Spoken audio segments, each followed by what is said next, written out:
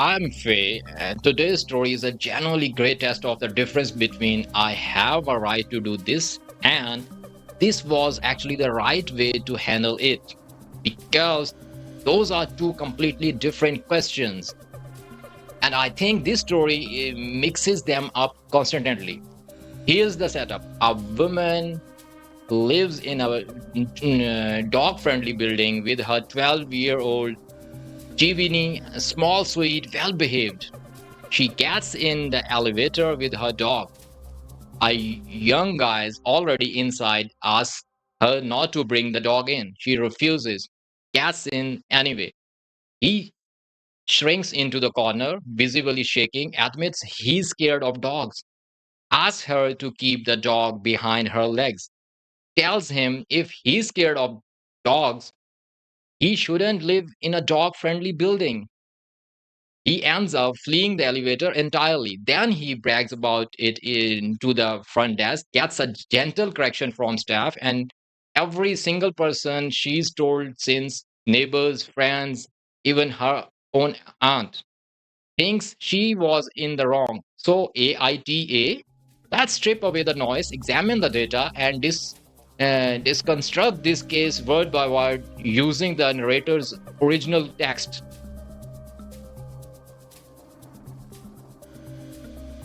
I, 27 female, live in a building that allows up to two dogs with no breed or weight restrictions. I have a 12-year-old Tivini who's nothing but sweet. She really barks and does good with everybody, including cats. I took the elevator so she could go on her walk, sit down on the sidewalk. Okay, so right away, I want to acknowledge something real here. She does technically have every right to bring her dog in that elevator. The building policy allows it. A dog small and well behaved by her own account, and none of that is really in dispute anywhere in the story.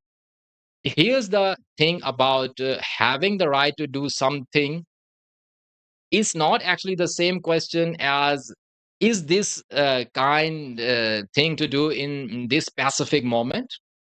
A lot of these situations get treated like one question automatically answer the other, and really they are completely separate. You can be fully within your rights and still make a choice that's needlessly hard on somebody else, especially when a really simple low cost alternative was sitting right there.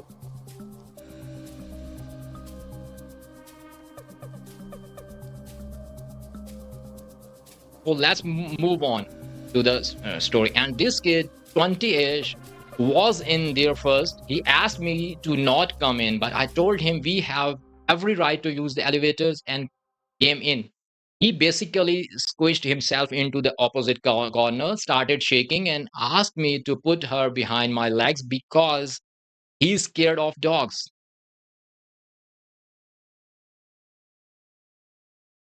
Okay, I really want to slow down on this specific moment because I don't think this reads like somebody being mildly annoyed.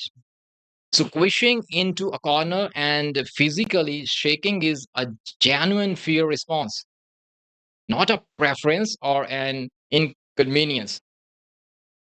And notice what he actually asked for: not get out, not don't own a dog, just put her behind your legs for the length of one elevator ride. That is about as small an accommodation as a person could possibly request. This is the part of the story where I think the I have every right framing starts to all apart a little, because having a legal right to do something doesn't erase the fact that you are watching another person have a visible and physical fear reaction and choosing to proceed anyway when the actual ask was genuinely minimal.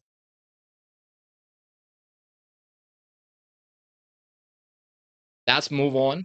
I told him that if he's scared of dogs, she shouldn't live in a dog friendly apartment. He shuddered out that he wasn't asking much of me. I told him that it's entitled to ask other to accommodate his triggers. By the time this was over, he literally ran out the elevator.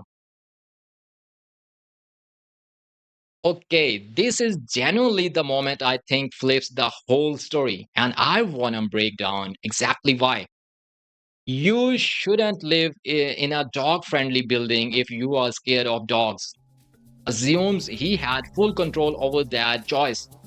When in reality, plenty of people end up in a building for reasons that have nothing to do with pet policy, price, location, lease timing, whatever it might be. That's a pretty big assumption to make about a total stranger's housing options. And then calling his request entitled is really doing the opposite of what actually happened here. He didn't ask here to get rid of the dog or avoid the elevator forever or change anything long term. He asked for one small physical adjustment for about 30 seconds, calling that entitled, while she's the one who insisted on entering a space where somebody was visibly physically distressed.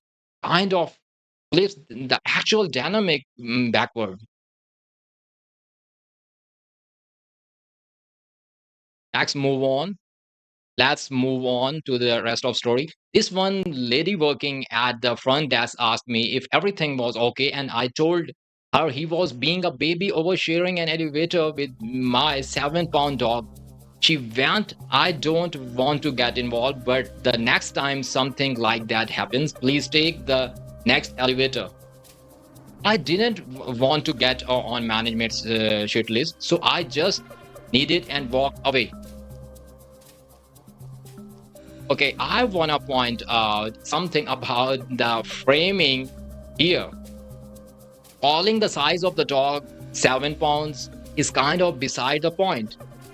Fear of dogs typically isn't really about weight or size in a rational, calculated way. It's a fear response, and fear responses don't usually run on size based logic where small automatically means non threatening to the person experiencing it. And I think the front desk employee's response here is actually really telling. He's clearly trying to stay neutral professionally, but even while trying not to take a side. Her actual advice was still gently, next time, just take the next elevator. That's a pretty diplomatic way of saying the same thing. Basically, everyone else in the story ends up saying there was an easy, low cost alternative available and wasn't taken.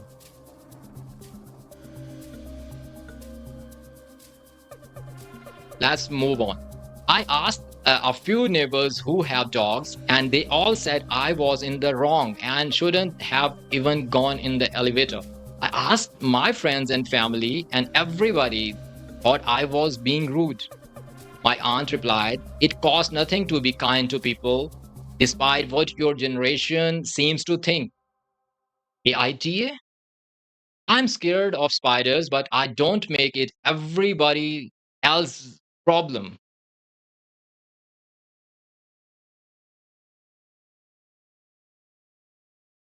All right, look, this last detail is actually really important, and I think is the strongest piece of evidence in the whole story. These aren't random strangers with no stake in the issue. These are other dog owners, people who had have every reason to side with her if this were generally about dog rights being unfairly challenged. Every single one of them still landed on, no, you should have just waited for the next elevator. When the people most likely to be sympathetic to your position are the ones telling you that you went too far. That's usually a pretty strong signal worth actually sitting with, rather than dismissing as everyone just not understanding her rights. And her aunt's comment, blunt as it is pointing at something real.